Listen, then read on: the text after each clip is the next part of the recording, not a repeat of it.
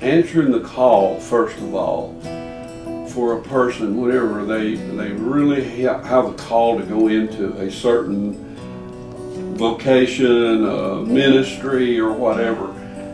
Whenever God calls you, that means He's saying, I know how I made you. I know what you're made of.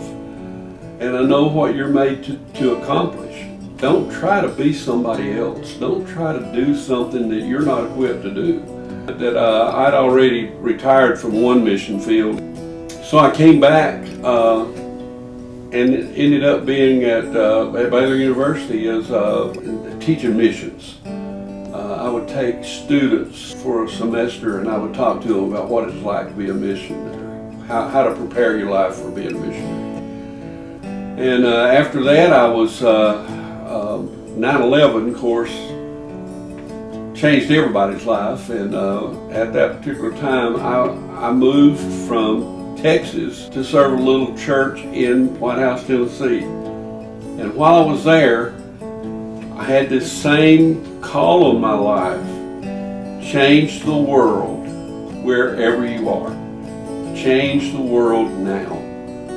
Be whatever you can be for God right where you are. So out of a little church in Tennessee to Liberia.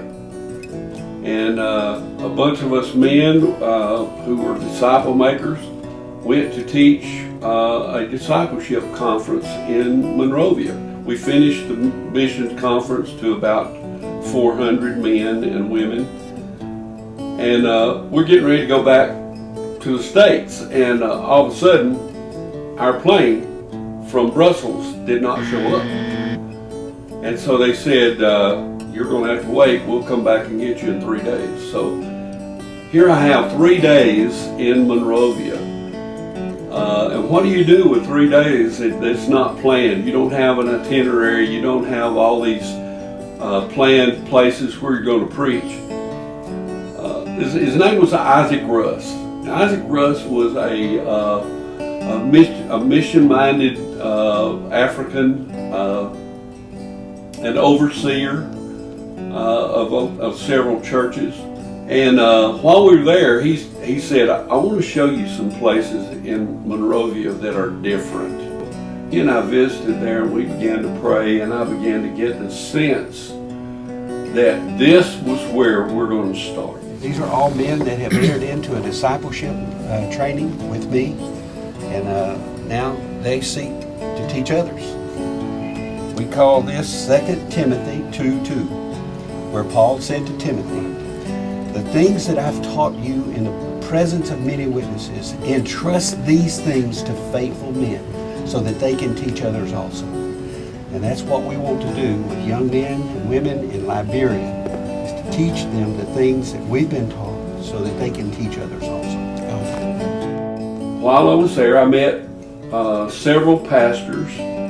Isaac had told me, he said, if you'll go back to my original village where I was born, he said, I believe they will give us some lands. There's 200 acres of land adjacent to the village that they've been holding for development.